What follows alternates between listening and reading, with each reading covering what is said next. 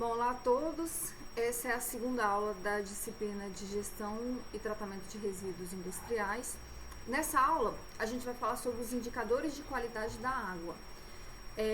O que são indicadores de qualidade? São parâmetros que a gente usa para dizer se a água tem qualidade ou não, se a água está poluída ou não, para dizer se ela está adequada ou não para consumo humano, para recreação, ou para jogar em rios, né, para dizer se um rio está poluído ou não, enfim.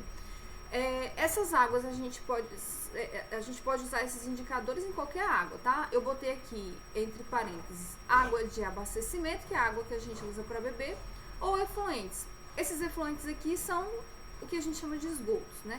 Então, esses indicadores servem para a gente avaliar se o esgoto está muito poluído, se ele está pouco poluído, serve para a gente dizer quais vão ser os métodos que eu vou utilizar para tratar esse esgoto, serve para dizer se o esgoto está tratado adequadamente para ser lançado em corpos d'água, porque após o tratamento do esgoto, ele é jogado nos rios, né, em corpos d'água. Então, será que esse tratamento foi adequado, foi suficiente, né? Então, são esses indicadores que vão dizer isso pra gente. Eu fiz aqui no Canva um slide apenas, mas nesse slide tem todas as informações que a gente precisa. Então, parece que tá bagunçado, mas tá organizado, assim, dá pra entender bem. A gente tem, esses indicadores, eles são classificados em três, né? A gente tem os indicadores físicos, que ele está aqui nessa cor mais clara, um rosa claro.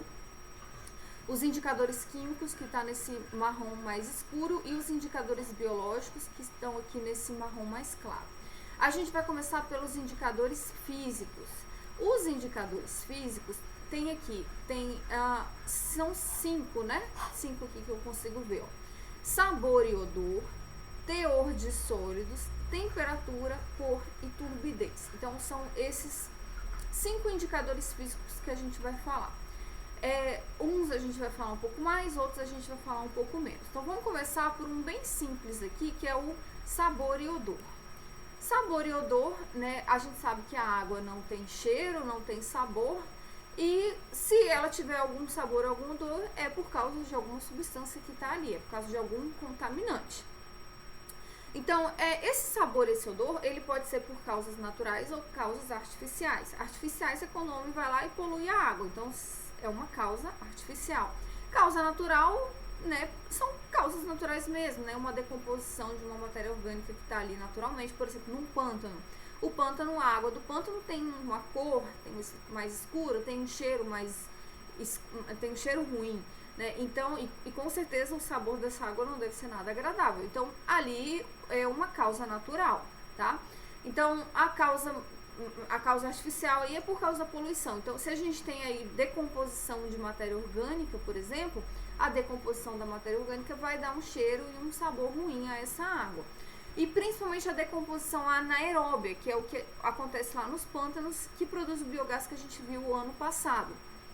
Então, na decomposição anaeróbia, né, com a ausência de oxigênio, a gente produz o gás sulfídrico, H2S, ou sulfeto de hidrogênio. Esse gás ele tem um cheiro muito ruim, né? Então, esse é o principal responsável por esse cheiro, por esse odor ruim. Bom, saindo de sabor e odor, a gente vai falar basicamente sobre sabor e odor da água. A gente vai para teor de sólidos. Teor de sólidos a gente vai falar um pouquinho mais, ele é um pouquinho mais importante. Por quê? Porque na água a gente pode ter vários tipos de sólidos diferentes. E ele pode estar em estados diferentes, em formas diferentes. Então, em vez da gente falar de água de abastecimento, que é a água que a gente bebe, vamos falar mais de esgoto, porque no esgoto tem muito mais sólidos do que na água que a gente bebe. Mas isso que a gente está falando aqui serve também para água de abastecimento. Bom, o esgoto, ele tem aí cerca de 99,92% de água, ou seja, moléculas de H2O. Apenas 0,08% são sólidos, ou seja, nem 1% do esgoto ali, daquele material ali, é contaminante. Então, a gente tem menos de 1% de contaminante. O resto é tudo água. Então, é uma quantidade muito pequena, uma quantidade muito baixa. E essa quantidade pequeníssima é responsável por todos os problemas que o esgoto causa na natureza, no meio ambiente e pra gente, né? Então, a quantidade de sólidos é muito pequena e essa quantidade pequena já é suficiente para causar um monte de problemas. Então, a gente pensa que, poxa, o esgoto ele é quase 100% água, né? Mas essa pequena quantidade aqui, que não é água, já causa um problema enorme. Então, esses sólidos aqui, que estão lá no esgoto, eles podem ser inorgânicos e orgânicos. Sólidos inorgânicos, aí cerca de 30% deles são inorgânicos, né? Quais são exemplos aí que a gente pode encontrar no esgoto de sólidos inorgânicos? Areia, sais, metais, né? Da química lá inorgânica que vocês estudaram. Cerca de 70% dos sólidos são orgânicos, ou seja, moléculas orgânicas, da química orgânica. E a gente viu lá na aula passada o que são moléculas orgânicas, né? A gente tem ligações entre carbono e hidrogênio. O carbono é o principal ali. Então, cerca de 70% ali é matéria orgânica. E matéria orgânica a gente viu que é basicamente proteínas, carboidratos e lipídios. Só que pode ter também matéria orgânica não biodegradável. Então, essa matéria orgânica ela pode ser biodegradável e não biodegradável. Então, a gente viu, por exemplo, que plástico é matéria orgânica. E é uma matéria orgânica não biodegradável, né? A gente tem cadeias carbônicas ali. E é não biodegradável. Então, por exemplo, a bucha que a gente usa para lavar a louça, ela solta microplásticos. Aqueles microplásticos podem ali estar na água do esgoto. E, no caso ali, seria um sólido orgânico não biodegradável. Tá? Então, parte do sólido orgânico vai ser biodegradável e parte vai ser não biodegradável. Bom, os sólidos, esses sólidos orgânicos, inorgânicos, biodegradáveis ou não, eles podem estar de duas formas diferentes. Dissolvidos é igual quando a gente joga sal na água. O sal ele dissolve ali na água, a gente não consegue ver duas fases, a gente vê apenas uma fase, não consegue distinguir ali as moléculas de sal. Então, isso seriam sólidos dissolvidos, né? Açúcar na água também são exemplos. E eles podem estar na forma não dissolvida. Quando ele está na forma não dissolvida, a gente consegue, né, observar ali duas fases. Na forma não dissolvida, ele tem três opções. Ele pode decantar, né, ir para o fundo do recipiente ali, que a gente fala também de sedimentar, então tá aqui a figurinha. Ele pode flotar, que seria flutuar, boiar ali, né, aí não tem uma figura aqui, mas a gente sabe o que é algo que boia. Ou ele pode permanecer em suspensão. Em suspensão, né, permanecer disperso, ou seja, ali naquela água, né, disperso ali naquela água. Que a gente fala que é uma forma coloidal, que ele está no tamanho de colóides. Eles são partículas muito pequenininhas, que não tem força para decantar. Então, elas ficam ali no meio do líquido, tá? Esses três casos aqui, as partículas não estão dissolvidas, tá? Então, elas ou decantam ou ficam ali em suspensão ou boiam, tá? Então, nós temos aí essas quatro opções, na verdade. Deixa eu ver se eu falei tudo. Assim, o que vai dizer se aquela partícula vai decantar, se ela vai ficar em suspensão ou se ela vai flotar? A densidade e o tamanho daquela partícula, tá? Então, a densidade e o tamanho é que vai dizer. Tá, como é que a gente faz para determinar o teor de sólidos dissolvidos, o teor de sólidos que sedimentam e o teor de sólidos que ficam ali em suspensão? Existem alguns métodos em laboratório que faz para a gente fazer essas determinações. É importante que a gente saiba ali qual é o teor de sólidos que vai decantar, qual é o teor de sólido que vai ficar ali em suspensão e qual é o teor de sólidos que vai ficar dissolvido. Porque os métodos que a gente utiliza para tratar o esgoto, para remover esses sólidos ali do esgoto, são métodos diferentes. Então, a gente precisa dimensionar esses equipamentos que vão fazer essas retiradas. E para dimensionar esses equipamentos, a gente precisa saber da quantidade de cada um, que tem em cada um. Então, olha só. Aqui em cima, eu botei aí os três métodos, né? Esse método aqui é para sólidos sedimentáveis, para a gente determinar o teor de sólidos sedimentáveis, ou seja, os sólidos que sedimentam. Aqui, uma continuação do outro, tá? Aqui é para retirar os sólidos suspensos, que são aqueles que ficam ali, né, no meio da solução. E esse aqui para retirar, é um método para determinar os sólidos dissolvidos. Então vamos lá, como é que é cada um aqui? Resumindo, a gente vai determinar aqui os sólidos sedimentáveis, que são os que decantam, os sólidos em suspensão totais, ou SST, que são aqueles que ficam ali no meio da suspensão, né, no meio do líquido, e os sólidos dissolvidos totais, SDT, que são aqueles que estão lá dissolvidos, como por exemplo o caso do sal. Como é que a gente faz isso aí? A gente vai pegar 1 litro de amostra de esgoto, né, ou água, né, pode ser qualquer água suja, né. Nesse 1 litro, né, a gente tem todos esses 3 tipos de sólidos, dissolvidos, em suspensão e sedimentáveis. Só que a gente vai ver lá uma água barrenta e a gente não vai conseguir, inicialmente a gente não vai conseguir visualizar cada um, né? Todos estão ali misturados. A gente vai jogar essa água num cone. Nesse cone, a gente vai encher até 1 litro de água nesse cone. E vai deixar ali por 1 hora descansando quietinho. O que vai acontecer depois de 1 hora? Vai marcar exatamente 60 minutos no relógio. Depois de 1 hora, os sólidos sedimentáveis vão decantar. Eles vão para o fundo do recipiente. E aí eu vou medir, eu vou lá depois de 1 hora e vou medir a quantidade de lodo, tá? Esses sólidos que decantam aqui, a gente chama de lodo. E vou medir o volume de lodo que eu tenho aqui, né? É só olhar no cone, o cone ele tem a medição. Botei aqui um exemplo. Depois de 1 hora eu vi que tinha aqui 10 ml de lodo. Então qual é o resultado? É só isso. O resultado é sólidos sedimentáveis são igual a 10 ml dividido por litro, né? Eu não usei 1 litro de amostra. Então, a cada 1 litro de amostra eu tenho 10 ml de lodo. Ou seja, sólidos sedimentáveis é igual a 10 ml por litro. Esse é o resultado. Então, é bem simples de fazer essa análise. Beleza, agora eu quero determinar o teor de sólidos suspensos, que são aqueles que ficam lá na suspensão.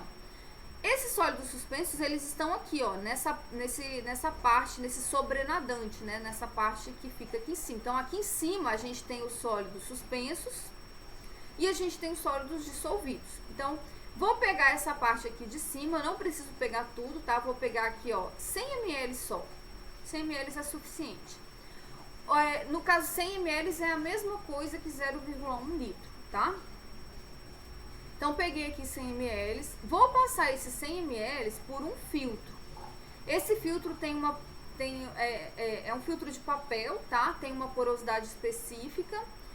E vou passar esses 100 ml por esse filtro. Então, o filtro, ele vai reter os sólidos suspensos.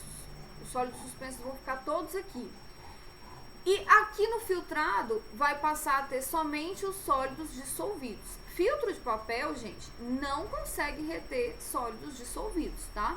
Se você pega um copo de água com açúcar, o açúcar tá todo dissolvido ali naquela água e você passa por um filtro de papel, o açúcar vai passar por esse filtro de papel, tá? Então, em cima desse filtro, a gente tem os sólidos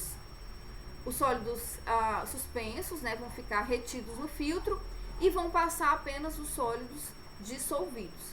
Então, esses sólidos suspensos aqui estão nesse filtro, nesse papel de filtro. E aí eu tenho que pesar esse papel de filtro para saber a massa de sólidos suspensos que estão ali. Só que antes de pesar esse papel de filtro, ele está todo molhado. Aquela água que está ali, ela vai influenciar no meu resultado. Eu tenho que retirar aquela água. Então, antes de pesar esse papel de filtro, eu vou secar esse papel de filtro em uma estufa por 1 ou 2 horas a 102 graus Celsius. Quando eu faço essa secagem, eu elimino toda a água. Então, a única coisa que eu vou ter ali depois vão ser os sólidos. E o papel de filtro, no caso, né? Então, eu vou pesar esse papel de filtro com os sólidos numa balança. É claro que eu preciso saber o peso do meu papel de filtro, tá? Para descontar o peso do papel de filtro depois, tá? Então, pesei esses sólidos na balança E, por exemplo, o meu resultado deu aí 4,3 gramas de sólidos secos, né? Já secos depois que eu eliminei a água. Ou seja, esses 100 ml de água aqui que eu filtrei, ele tinha 4,3 gramas de sólidos suspensos. Então, qual é o meu resultado? Ó, sólidos suspensos totais é igual a 4,3 gramas dividido pelo volume de água que eu peguei.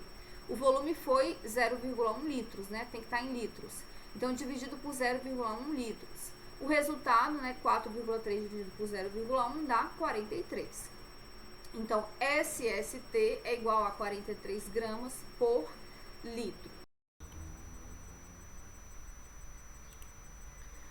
Bom, então voltando, a gente está falando sobre os indicadores físicos de qualidade da água. Nós falamos sobre sabor e odor e teor de sólidos. Agora a gente vai falar sobre temperatura.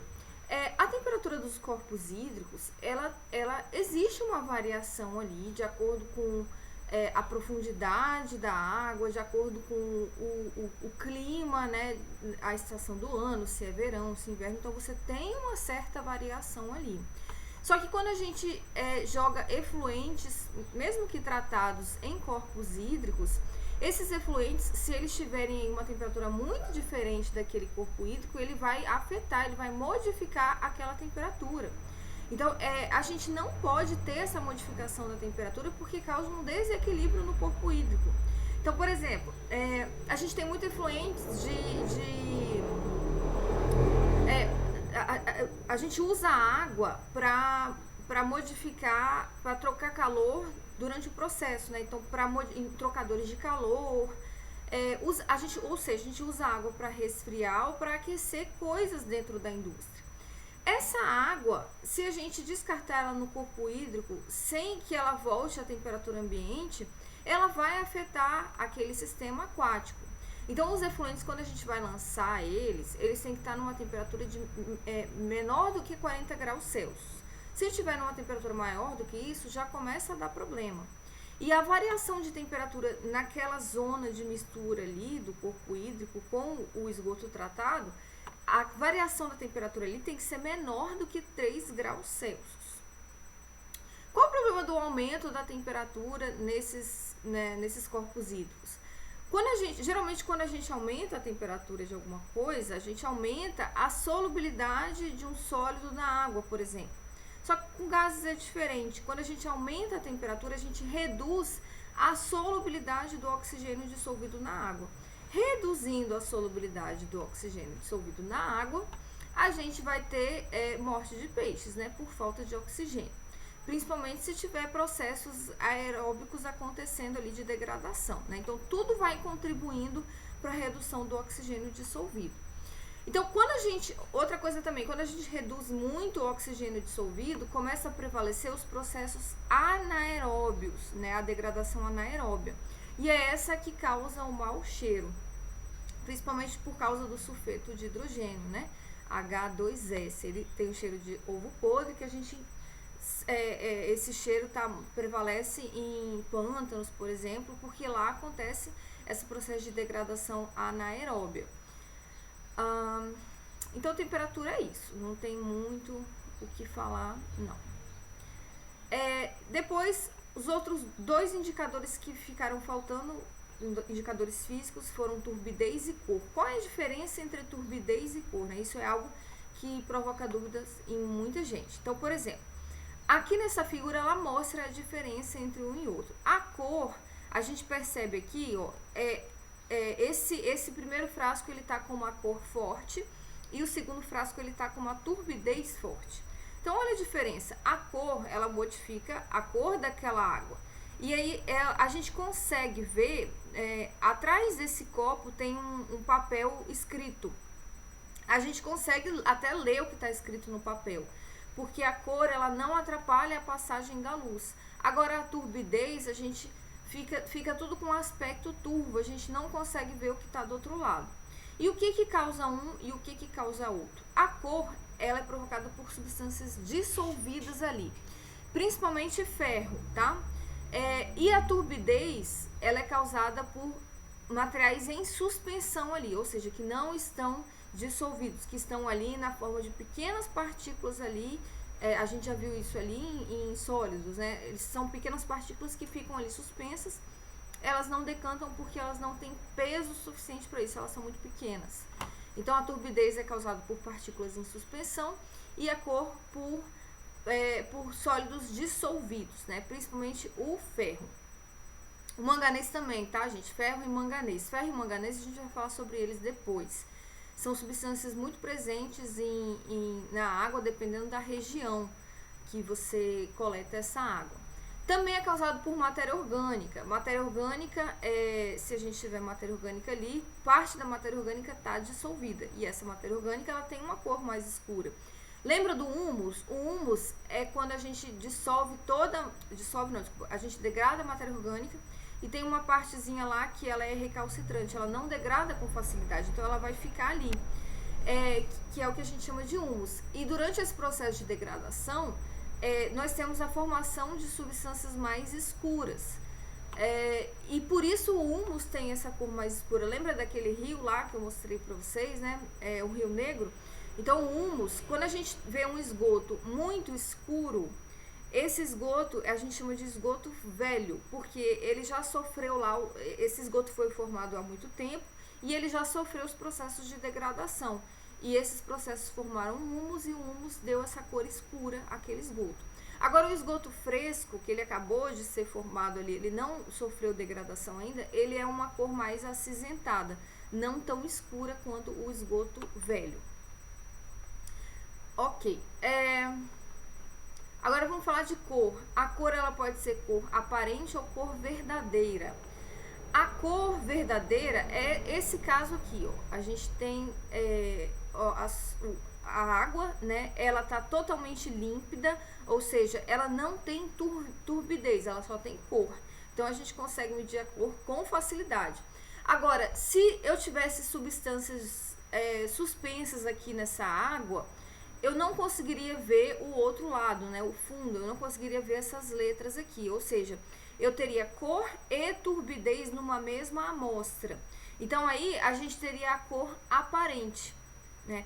Essa cor aparente, a turbidez está dificultando eu ver a cor verdadeira, então a gente chama de cor aparente. Então cor verdadeira é quando eu meço a cor daquela água, e aquela água não tem turbidez. E cor aparente é quando eu meço a cor daquela água, mas aquela água tem uma turbidez e essa turbidez atrapalha eu medir a cor com exatidão.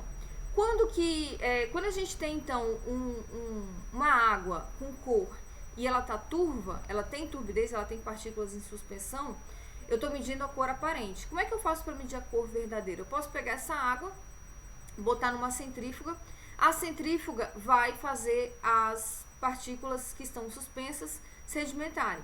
Então, com essa sedimentação, a água vai deixar de ter partículas suspensas. E aí, então, eu vou poder medir a cor verdadeira. Agora, vamos falar de turbidez, né? Então, cor, a gente, só finalizando, a gente sabe que a água ela é incolor, né? A água pura. Se a gente tiver uma cor ali ou uma turbidez, é um indicador de contaminação, de poluição. Vamos falar de turbidez, né? É causado pelas partículas em suspensão. É uma medida da resistência da água à passagem de luz. Essas partículas em suspensão, quando a gente joga a luz ali, elas vão causar um espalhamento da luz. Então, quando a gente joga um feixe de luz, sem essas partículas aí na amostra, esse feixe de luz vai entrar e passar. Agora, com essas partículas na amostra, esse feixe de luz vai se espalhar. Então, como é que eu meço a turbidez? A gente usa esse equipamentozinho aqui chamado de turbidímetro, ele é bem simples de usar. A gente emite um feixe de luz por essa amostra e aí mede o espalhamento da luz. Quanto maior o espalhamento da luz, maior é a turbidez, maior é a quantidade de partículas em suspensão ali. Então, por exemplo, aqui a gente tem um exemplo. Tem essa figura aqui. Na esquerda, esse primeiro frasco, a água tem uma baixa turbidez. A turbidez ela é medida em NTU, ok? No último frasco, a gente tem uma maior turbidez. Então, a turbidez ela vai crescendo aqui da esquerda para a direita. Então, esse último frasco, ele é o que causa o maior espalhamento da luz. Então, esse equipamentozinho aqui, ele consegue medir o espalhamento da luz. A turbidez, gente, ela é encontrada, a gente tem águas mais turvas em águas superficiais, águas de superfície. Águas subterrâneas, como essa figura aqui que eu mostrei, por exemplo, elas são pouco turvas. Por quê? Porque elas ficam quietinhas ali, como a gente não tem muita turbulência, os sedimentos ficam todos lá embaixo e a água ela fica bem cristalina. Agora, as águas de superfície, elas são, tipo rios, né? Elas são mais turvas. Em períodos de chuva, elas ficam mais turvas ainda, porque a turbulência que a chuva causa faz com que as partículas que estavam decantadas, elas fiquem suspensas. Quando a gente fala partículas suspensas, essas partículas em suspensão, elas ficam ali em suspensão porque elas são muito pequenininhas. Mas depois de um longo tempo elas podem decantar, tá? Então, aí vem a chuva faz essas partículas ficarem suspensas novamente, e aí a gente tem uma elevada turbidez. Então, quando a gente tem lagoas que são mais quietinhas, né, são mais águas mais calmas, a turbidez é menor. Então, nós terminamos indicadores físicos. Agora a gente vai aqui para o outro lado, vamos para indicadores químicos aqui, ó, indicadores químicos. O primeiro indicador químico aqui é o oxigênio dissolvido. A gente já falou alguma coisa, já falamos sobre ele na aula passada. A gente tem oxigênio dissolvido nas águas e esse oxigênio é importante para a respiração dos animais aquáticos. A gente não consegue respirar esse oxigênio, mas eles conseguem. Então é importante ter oxigênio dissolvido ali. E a gente viu que quando nós enchemos um corpo hídrico de matéria orgânica, essa matéria orgânica ela vai ser decomposta aerobicamente, e esses micro-organismos que decompõem vão utilizar o oxigênio dissolvido para fazer esse trabalho. E aí o oxigênio dissolvido vai reduzir, vai diminuir, causando a morte de peixes, por exemplo, né, de animais aquáticos. Então, o oxigênio, quanto mais maior o teor de matéria orgânica naquele rio, mais redução de oxigênio dissolvido a gente vai ter. Então, pode chegar uma hora que o oxigênio dissolvido caia a quase zero e, então, causando a morte de animais. A gente viu também, nos sistemas de tratamento de esgoto, nós utilizamos esses micro-organismos que vão comer a matéria orgânica. Então, esses micro-organismos, para eles comerem a matéria orgânica lá no tratamento do esgoto, eles precisam de oxigênio dissolvido. Então, nessas estações de tratamento, a gente costuma medir o oxigênio dissolvido ali, porque é importante que tenha oxigênio dissolvido. Porque os micro-organismos vão usar esse oxigênio. Aí a gente tem sistemas de aeração, são sistemas que a gente vai botar oxigênio ali para não faltar oxigênio dissolvido para esses micro-organismos. E aí a gente mede esse oxigênio dissolvido com esse aparelhinho aqui, que é uma sonda que capta o teor de oxigênio dissolvido ali. Então, oxigênio dissolvido é essencial para os animais aquáticos e é essencial também para o processo de autodepuração de um rio, para o tratamento de esgoto, né, se for um tratamento aeróbio. Os tratamentos a gente vai ver mais para frente. E aí nós temos a demanda biológica de oxigênio, que é o segundo indicador químico, né? Assim, só para finalizar aqui o oxigênio dissolvido. Se eu pegar um corpo hídrico, uma amostra de água de um corpo hídrico e medir o oxigênio dissolvido e estiver baixo, isso indica o quê? Que tem matéria orgânica no rio, né? Ou seja, o rio está poluído. Demanda biológica de oxigênio, né? DBO. O que é demanda? É algo que você está precisando. Então, demanda biológica de oxigênio é o quanto os micro-organismos estão precisando de oxigênio. Se o oxigênio está sendo muito demandado, quer dizer que eu tenho muito micro-organismo ali dentro. Se eu tenho muito micro-organismo ali dentro, quer dizer que eu tenho muita matéria orgânica, ou seja, eu tenho muito alimento para aqueles micro-organismos. Eles só se proliferam se tiver comida para eles. Então, se a demanda biológica de oxigênio está alta, quer dizer que eu tenho poluição ali, que eu tenho matéria orgânica, que eu tenho algum esgoto sendo lançado ali. Então, com a matéria orgânica alta, ou seja, estou lançando esgoto no rio, eu vou ter um aumento dos micro-organismos Esses micro-organismos vão precisar de oxigênio, então a DBO, a demanda biológica por oxigênio, aumenta. E como eles estão usando muito oxigênio, eu acabo tendo uma redução do oxigênio dissolvido, porque eles estão consumindo, e consequentemente morte de peixes e outros animais aquáticos. Então é importante eu verificar a DBO. Eu posso pegar uma amostra de água ali, de um rio, e verificar a DBO. Se a DBO estiver alta, quer dizer que tem poluição ali. Como que a gente mede a DBO? Então, eu botei aqui, nessa imagem aqui em cima, tá vendo? A gente coleta uma amostra de água, de um corpo hídrico, e esse volume de água a gente chama de VA, volume da amostra. Geralmente, nós precisamos diluir, tá? Essa amostra. Então, nós vamos encher esse copo medidor aqui até o topo. Né? Nós tínhamos só o fundinho do copo com a amostra, agora a gente vai encher com água destilada até um volume total, que eu chamo de VT. Então eu enchi o copo medidor todo. É claro que a gente vai usar um copo de uma vidraria de laboratório, né? Uma medição precisa. Então eu enchi esse copo medidor até o volume total dele, né? VT, com água destilada, eu diluí. Aí eu vou pegar o meu oxímetro, né, o meu medidor de oxigênio, e vou medir o oxigênio dissolvido aqui. Esse oxigênio dissolvido inicial aqui vai estar alto. Por que vai estar alto? Porque os micro-organismos ainda não consumiram esse oxigênio ainda. Eles ainda não consumiram o oxigênio. Então, o oxigênio dissolvido inicial vai estar alto. E aí eu vou deixar essa amostra, a gente chama de incubada, ou seja, o que seria essa incubada? Quietinha lá, numa temperatura de 20 graus Celsius, então eu vou manter isso aqui, vou botar isso aqui num banho, vou manter a temperatura do ambiente a 20 graus Celsius durante 5 dias. O que vai acontecer com o oxigênio dissolvido ao longo desses 5 dias? Ele vai diminuir, porque os micro-organismos estão usando esse oxigênio para consumir a matéria orgânica. Então, depois de 5 dias, esse oxigênio dissolvido vai diminuir. E aí, então, depois desses 5 dias, eu vou medir novamente a quantidade de oxigênio dissolvido aqui nessa amostra. A diferença, oxigênio dissolvido inicial menos oxigênio dissolvido final, vezes o volume total dividido pelo volume da amostra, isso aqui, essa parte da conta aqui é por causa da diluição, tá? Então, basicamente, a diferença entre o oxigênio inicial e o oxigênio final é o que vai me dar a DBO. Vocês concordam que quanto maior a quantidade de matéria orgânica, mais os micro-organismos vão consumir o oxigênio?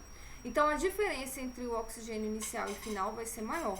O oxigênio final vai ser bem baixo, porque eu tenho muita matéria orgânica, então eu tenho muito micro-organismo ali.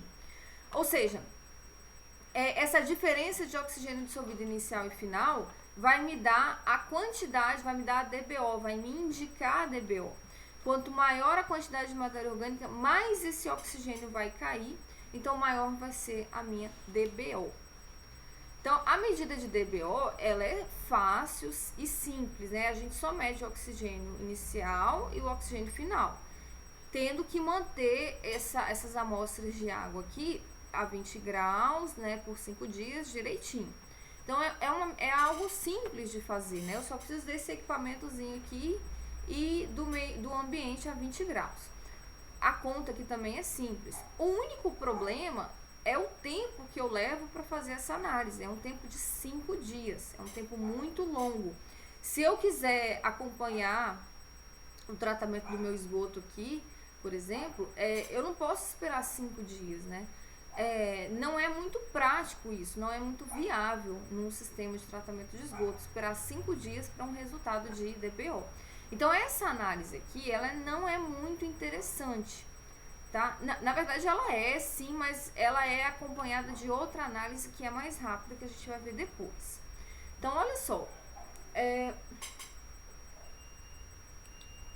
Aqui. Tá. A DBO, ela mede... não sei se ficou claro, mas a DBO, ela mede o teor de matéria orgânica, certo? Por quê? Porque os micro-organismos vão consumir aquela matéria orgânica e para isso, eles vão consumir o oxigênio dissolvido. E aí o oxigênio dissolvido vai reduzir. E o que eu estou fazendo? Eu estou medindo o oxigênio dissolvido. Esse oxigênio dissolvido, ele está reduzindo por causa da matéria orgânica. Mas esses micro-organismos, eles só consomem a matéria orgânica biodegradável. Então, se eu não tiver matéria orgânica biodegradável naquela amostra de água, o oxigênio dissolvido não vai reduzir, porque os micro-organismos não vão conseguir consumir aquela matéria orgânica não biodegradável. Então, se eu tiver apenas matéria orgânica não biodegradável, a minha DBO vai ser zero. Eu não vou ter diferença entre o oxigênio dissolvido inicial e final. Então, a DBO, ela só indica para mim o teor de matéria orgânica biodegradável. Porque quem está degradando aqui são os micro-organismos. E os micro-organismos só conseguem degradar a matéria orgânica biodegradável. Então, olha essa imagem aqui, ó. Imagina que isso daqui, esses dois quadrados aqui, sejam uma amostra de esgoto. O que a gente tem no esgoto? A gente tem água, água H2O, né? E a gente tem a fração sólida, ou seja, os sólidos que estão ali. É claro que a fração sólida é muito menor, né, do que o que está aparecendo aqui. Só que para ficar mais fácil de visualizar, eu botei a fração sólida um pouco maior. E a fração sólida, ela tá na água, né? Tá dissolvida, decantada, na forma suspensa, né? Mas eu botei separado aqui para facilitar o entendimento. Mas nós temos uma parte que é água, H2O, e temos a parte sólida, a fração sólida. Os micro-organismos, eles não vão degradar a água, o H2O. Eles vão degradar a matéria orgânica que está nos sólidos, né? Da fração sólida. Então, essa fração sólida aqui, ela é dividida em duas partes.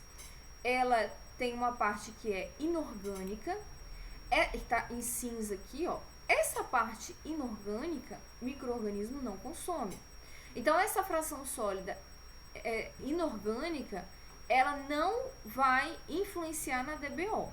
Se eu tiver muito ou pouco sólidos inorgânicos, não vai fazer diferença na DBO. E tem a fração sólida orgânica. Só que essa fração sólida orgânica, ela ainda é dividida em duas partes. A não biodegradável e a biodegradável, que é essa de baixo aqui. Então, os micro-organismos vão consumir essa fração sólida orgânica biodegradável. Então, essa parte aqui, fração sólida orgânica biodegradável, é a única que influencia na DBO. Então, não importa a quantidade de moléculas de H2O que eu tenho, não importa a quantidade de sólidos inorgânicos que eu tenho, e não importa a quantidade de sólidos orgânicos não biodegradáveis. Esses três aqui não vão fazer nem cosquinha na DBO, não vão influenciar no valor da DBO, porque os micro-organismos não consomem isso daqui. Eles só consomem a fração orgânica biodegradável. Então, quanto maior a fração orgânica biodegradável, maior vai ser o consumo de oxigênio e maior vai ser a DBO. Então, terminamos aqui de falar da DBO. Então, a gente viu que o maior problema da DBO é o tempo, né? O tempo de análise, são 5 dias. Então, o que foi feito? Eles criaram um novo parâmetro chamado de DQO, que é a demanda química de oxigênio. O que é a DQO? Na DQO, eles fizeram o seguinte: na DBO, se usa micro-organismo para degradar a matéria orgânica, certo? Na DQO, em vez de usar micro-organismos, eles passaram a utilizar um reagente que degrada a matéria orgânica. Qual é a vantagem, né? Então, olha só, na DBO, quanto maior a quantidade de micro-organismos ali, maior vai ser o consumo de oxigênio, e isso indica que maior é a quantidade de matéria orgânica. Então, é uma medida indireta da matéria orgânica. No caso da DQO, quanto mais quantidade de reagente eu gasto para consumir a matéria orgânica, maior é a quantidade de matéria orgânica que tem ali. Então, em vez de eu usar micro-organismo para consumir a matéria orgânica, eu uso um reagente químico. Esse reagente é o dicromato de potássio. Posso usar outros, tá? Mas a maioria usa dicromato de potássio. É um reagente bem forte que ele vai consumir a matéria orgânica. Então, quanto mais matéria orgânica eu tenho ali, maior vai ser o consumo desse reagente. Então, se eu tenho uma amostra, essa amostra consumiu pouco reagente e essa amostra consumiu muito reagente, essa amostra aqui está mais poluída do que essa daqui. Qual é a vantagem de eu trocar os micro-organismos por um reagente químico? A vantagem é que o reagente ele é muito mais rápido. Os micro-organismos demoram 5 dias para consumir a matéria orgânica. O reagente demora cerca de 4 horas, no máximo. Então, em 4 horas eu consigo ter um indicativo de quanta matéria orgânica eu tenho ali, que no caso é a DQO. Então, a DQO ela é muito mais rápida do que a DBO. Só que aqui a gente tem um problema, porque olha só, os micro-organismos, eles consomem a fração sólida orgânica biodegradável, como a gente viu aqui nessa figura. Já o reagente químico, ele vai consumir a fração, os sólidos orgânicos biodegradáveis e não biodegradáveis. Porque o reagente, ele é forte. Ele vai consumir, ele vai degradar, ele vai destruir qualquer molécula orgânica que esteja ali. Seja ela biodegradável ou não. Então, a DQO, olha só, a DQO vai ser sempre maior do que a DBO. Porque a DBO, ela indica pra gente a quantidade de matéria orgânica biodegradável. A DQO indica pra gente a quantidade de matéria orgânica biodegradável e não biodegradável. Então, a DQO vai ser sempre maior do que a DBO, porque a DQO, além da matéria orgânica biodegradável, ela também degrada a não biodegradável. Então, aqui está dizendo, ó, quanto maior o teor de matéria orgânica, maior vai ser o consumo de reagente. Aí, gente, esse reagente aqui, ele utiliza, na reação de degradação, ele utiliza oxigênio. Então, é uma reação com o oxigênio. Então, a gente mede o consumo desse reagente e fazendo contas de estequiometria, a gente acaba conseguindo medir também o consumo de oxigênio. Então, a DQO, ela é expressa como consumo de oxigênio. É a quantidade de oxigênio que foi consumida ali. Então, tanto a DBO quanto a DQO medem o consumo de oxigênio. Aí vem a pergunta, o que indica uma DQO muito maior que a DBO? Então, imagina que eu tenha uma amostra, eu medi a DBO dessa amostra e medi também a DQO. Então, a DBO eu gastei 5 dias para medir e a DQO eu gastei 4 horas para medir da mesma amostra. Obviamente, como eu falei, a DQO dessa amostra é maior do que a DBO. Agora, se eu falar para você que a DQO dessa amostra, ela não é só maior, ela é muito maior do que a DBO. O que quer dizer isso? Se a DQO for muito maior do que a DBO, quer dizer que eu tenho muita matéria orgânica não biodegradável. Agora, se a DQO e a DBO forem exatamente iguais, quer dizer que eu não tenho matéria orgânica não biodegradável. Toda a minha matéria orgânica ali é biodegradável.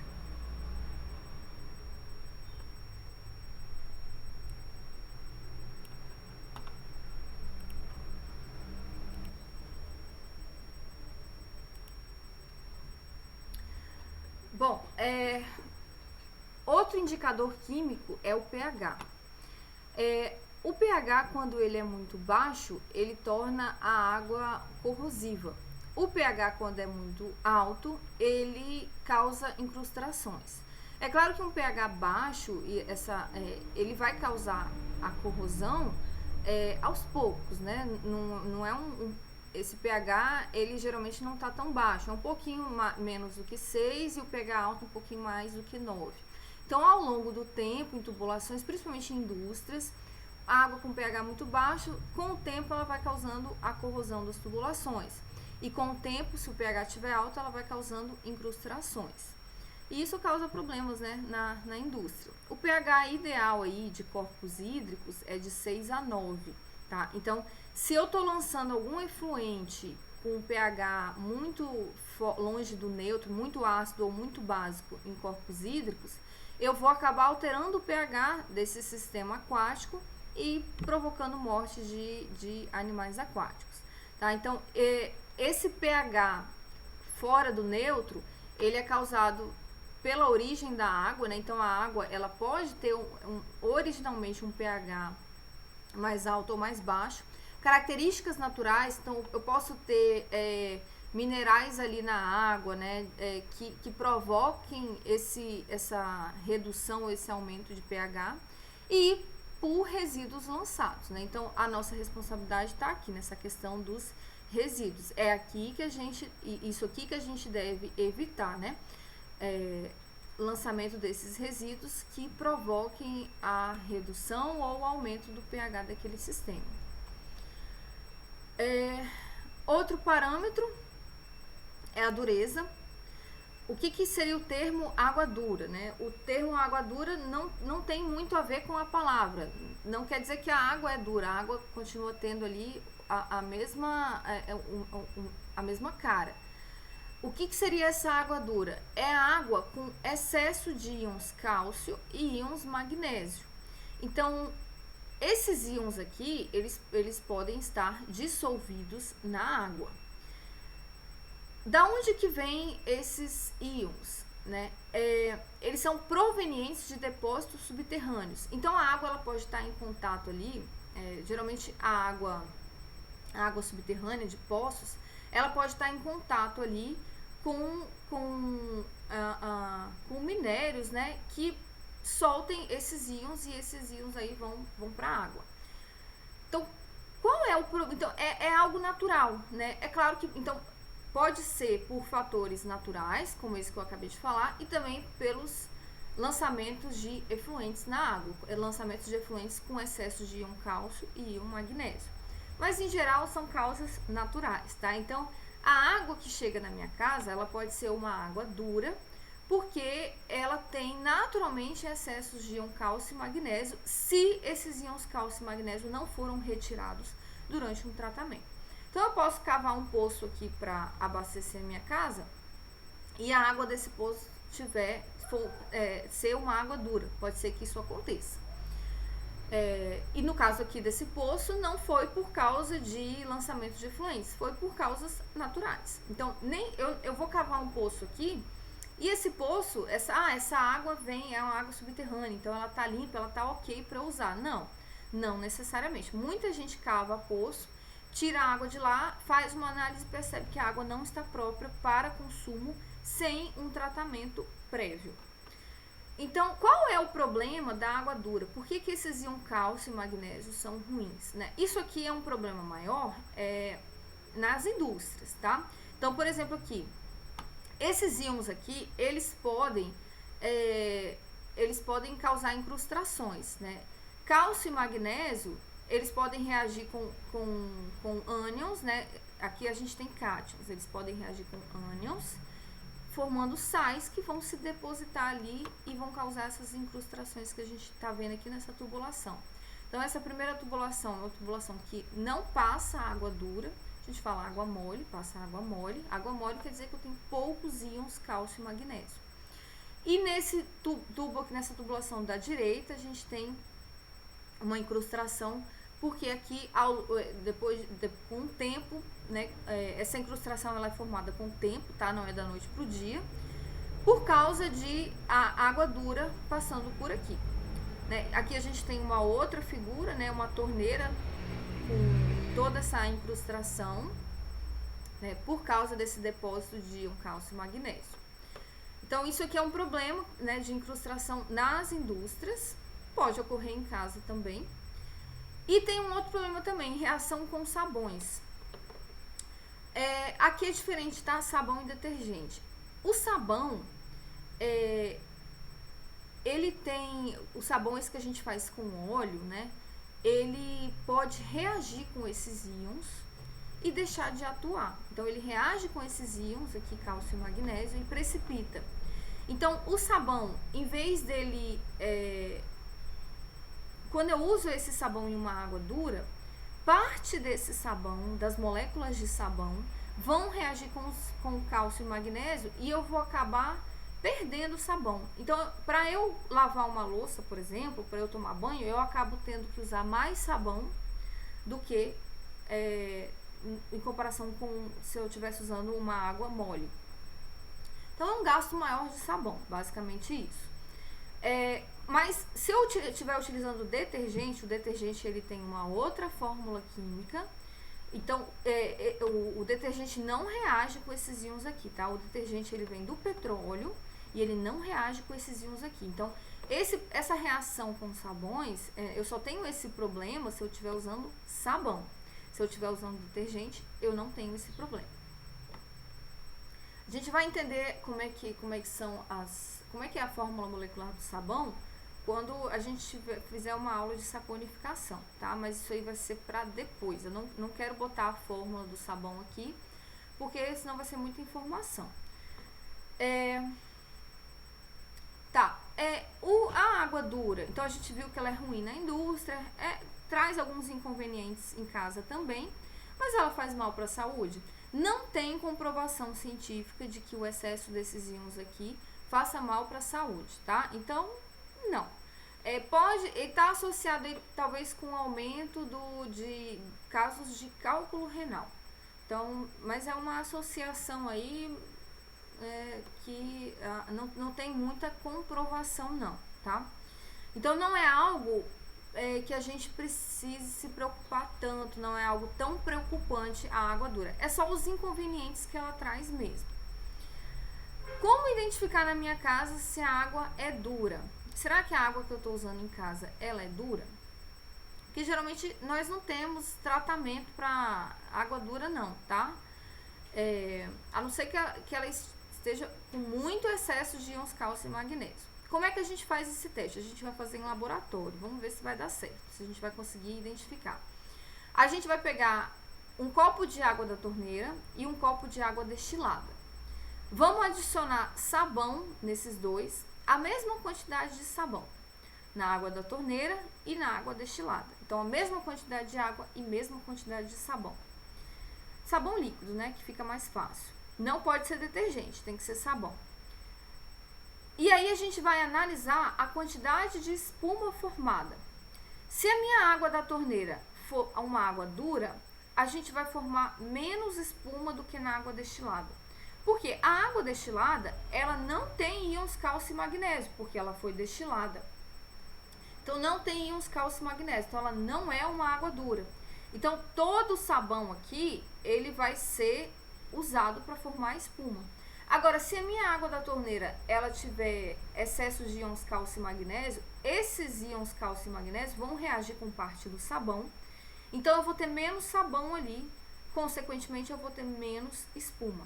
Então, se a gente perceber uma diferença da quantidade de espuma, quer dizer que a água que eu estou usando ali da torneira, ela é uma água dura. Então, para fazer esse teste, a gente precisa de água destilada e sabão.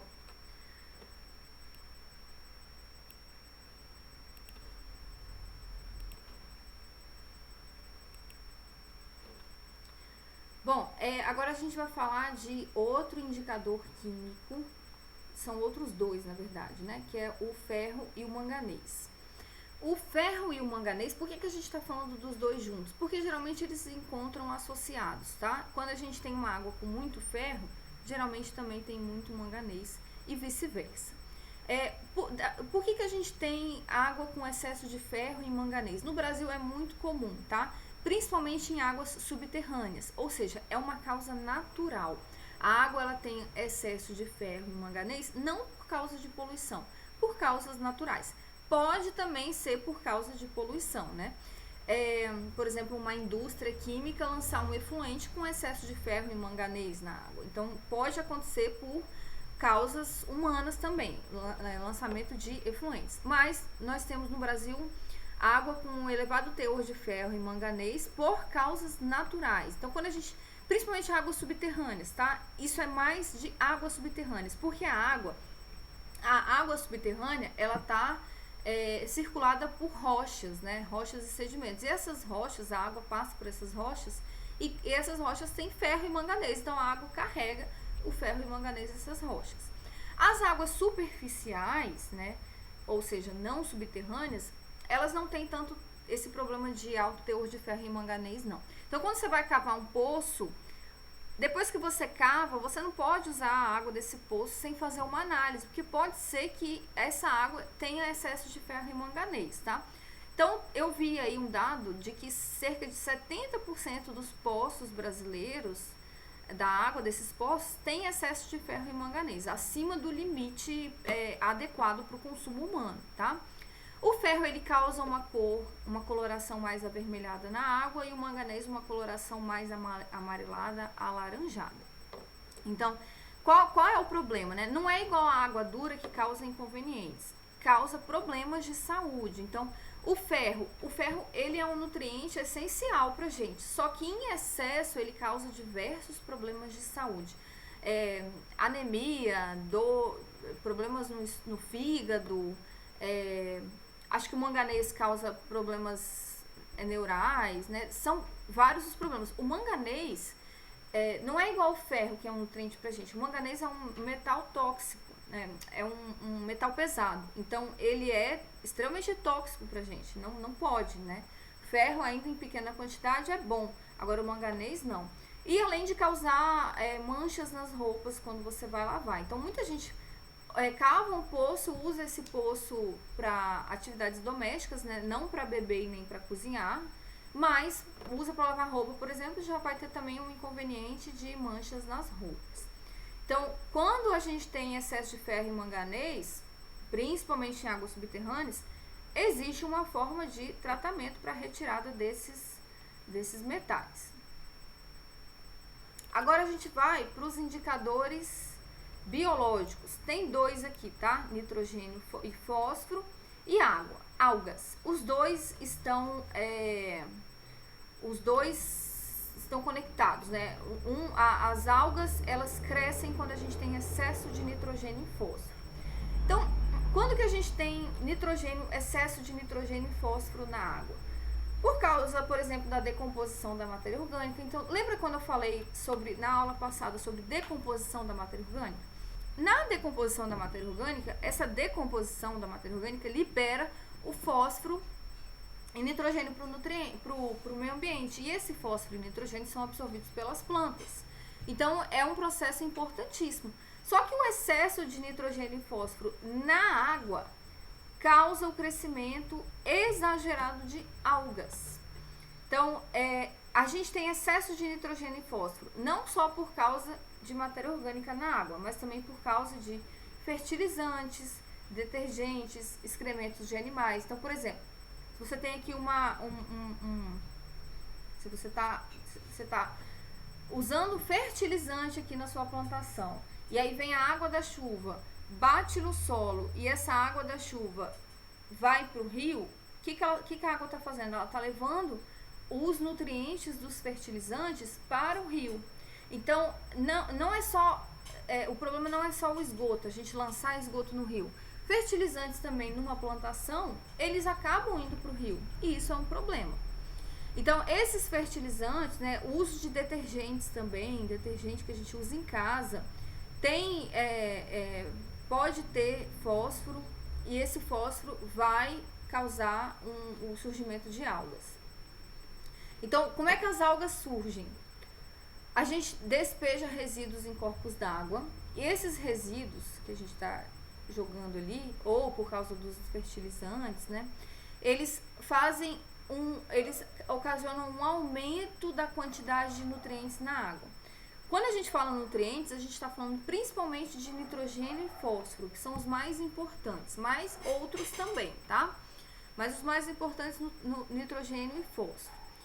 Esses nutrientes vão fazer as algas se multiplicarem. Então, as algas vão se multiplicando. Aqui a gente vê um lago, né? Aqui também um lago. todo verde, por quê? Por causa das algas que se multiplicaram, tá vendo? Então, geralmente são microalgas, né? As algas que a gente vê na praia são macroalgas. Aqui, geralmente, microalgas, né? Elas podem ser bem pequenininhas ou maiores. Então, esse crescimento exagerado de algas é ruim. Por quê? Vocês estão vendo que elas formam uma camada aqui em cima da superfície. Essa camada impede a passagem de luz para a fotossíntese. Então, embaixo ali daquele corpo hídrico, daquela água, a gente tem plantas ali. E essas plantas precisam da luz do sol que penetra na água. Só que essas algas, elas formam uma camada que impedem a passagem da luz do sol para as plantas que ficam lá embaixo. Então, as plantas que ficam lá embaixo não conseguem fazer a fotossíntese mais, porque não tem mais luz, e aí elas acabam morrendo. Então, as plantas e as algas também, né? As algas também utilizam a luz. Então, as algas que ficam em cima impedem a entrada de luz para as algas que ficam embaixo, para as algas e para as plantas que ficam embaixo. Então, essas algas e plantas embaixo morrem. E aí, o que acontece com essas plantas que morrem ali embaixo? Elas viram matéria orgânica. E aí vão surgindo micro-organismos, os micro-organismos vão decompondo aquela matéria orgânica morta. E o que eles fazem? Eles consomem oxigênio. Então, os micro-organismos vão consumindo o oxigênio vai diminuindo. Tem outro problema também. Essa camada de algas ali na superfície, além de impedir a passagem da luz para a fotossíntese, ela também impede a troca de gases da água com a atmosfera. Vocês lembram que eu falei que o oxigênio ali da água, ele vem da atmosfera? A atmosfera, a água pega o oxigênio da atmosfera. Existe uma troca de gases ali. Se eu impeço essa troca de gases, eu acabo reduzindo a quantidade de oxigênio ali daquele sistema aquático. Então, a gente tem a redução da quantidade de oxigênio por causa do impedimento da troca de gases e por causa também dos micro-organismos que consomem as plantas e algas que morrem por falta de fotossíntese. Então, redução do oxigênio dissolvido, morte de animais. Aí chega uma hora que a quantidade de oxigênio dissolvido ela é tão baixa que começa a prevalecer a decomposição anaeróbia. E aí vem um forte odor por causa dos gases da decomposição anaeróbia. Então, essas aqui são as fases da eutrofização. Aí eu botei aqui essa figura, porque essa eutrofização, ela acontece mais em sistemas mais parados. Então, por exemplo, em represas, em lagoas. Ela não acontece muito em rios, porque é mais difícil as algas se desenvolverem em águas mais turbulentas. Elas se desenvolvem melhor em águas paradas. Então, esse processo de eutrofização é mais em represas e lagos, lagoas. Acho que finalizamos, né? Falamos de tudo. É isso aí. Então, a aula fica por aqui. Até a próxima. Bom, agora a gente vai finalizar os indicadores biológicos. Nós falamos sobre as algas, então as algas são indicadores biológicos, tá? Eu não sei se eu comentei que alga é indicador químico, mas se eu comentei eu tô corrigindo. Algas são indicadores biológicos. Então a gente tem dois indicadores biológicos aqui, algas e coliformes. Então algas nós já falamos, agora vamos para os coliformes. O que são coliformes? Por que é importante a gente analisar coliformes na água, principalmente a água que a gente vai beber? Coliformes são simplesmente um grupo de bactérias. Então, a gente tem vários grupos de bactérias ali dentro de coliformes. E por que é importante a gente analisar esse grupo de bactérias? Porque é um indicativo da qualidade da água. Então, se eu tenho muitos coliformes ali na água, quer dizer que a água está com uma qualidade ruim. A água está muito contaminada, né? Então, a água está poluída. Se eu tenho uma baixa quantidade de coliformes, quer dizer que a água está com uma qualidade boa. Então, essa é a importância. Além do mais, nesse grupo de bactérias, eu tenho várias bactérias que podem causar problemas de saúde, são patógenos, né, que podem causar principalmente problemas intestinais. Então, daí a importância da gente analisar coliformes. Só que esse grupo de bactérias coliformes, ele está dividido em outros dois grupos, coliformes totais e coliformes fecais, também chamado de termotolerantes. Os coliformes totais, a gente analisa os dois, tá? Coliformes totais e coliformes fecais. Coliformes totais não é uma indicação muito útil da contaminação por fezes. Por quê? Porque nesse grupo coliformes totais eu tenho várias bactérias, só que a maioria delas não está nas fezes, né? Não faz parte da composição das fezes. Então, quando eu tenho uma quantidade muito grande de coliformes totais na água, isso indica que as condições higiênico-sanitárias dessa água não tá boa. Mas não é uma indicação muito útil que ela está contaminada por fezes. Ou seja, por esgoto, né? Esgoto doméstico. Agora, quando eu analiso coliformes fecais e eu tenho ali uma grande quantidade de coliformes totais, isso é um grande indício de que essa água está contaminada com fezes, com esgoto doméstico. Por quê? Porque essas bactérias dos coliformes fecais estão presentes nas fezes humanas e nas fezes de animais. Então, as nossas fezes estão bem contaminadas com esses coliformes fecais. É por isso que a gente analisa coliformes totais e coliformes fecais. Só que olha só, nem todas as bactérias dos coliformes fecais estão presentes nas fezes humanas. É por isso que esse nome coliformes fecais vem sendo gradativamente substituído pelo termo termotolerantes. Porque nem todas as bactérias dos coliformes fecais estão nas fezes. Então, não é muito adequado a gente chamar de coliformes fecais. A gente chama de coliformes termotolerantes, porque eles são tolerantes a temperaturas de 40 graus, e já os coliformes totais não são tolerantes. Então, por isso esse nome termotolerantes. Então, o grupo de bactérias Escherichia coli, que é um grupo que causa problemas, né, causa problemas pra gente, está nesse grupo aqui de coliformes fecais. Então, deixa eu ver mais o que eu tinha que falar. E é isso. Então, acho que nós finalizamos, né? Indicadores físicos, químicos e biológicos.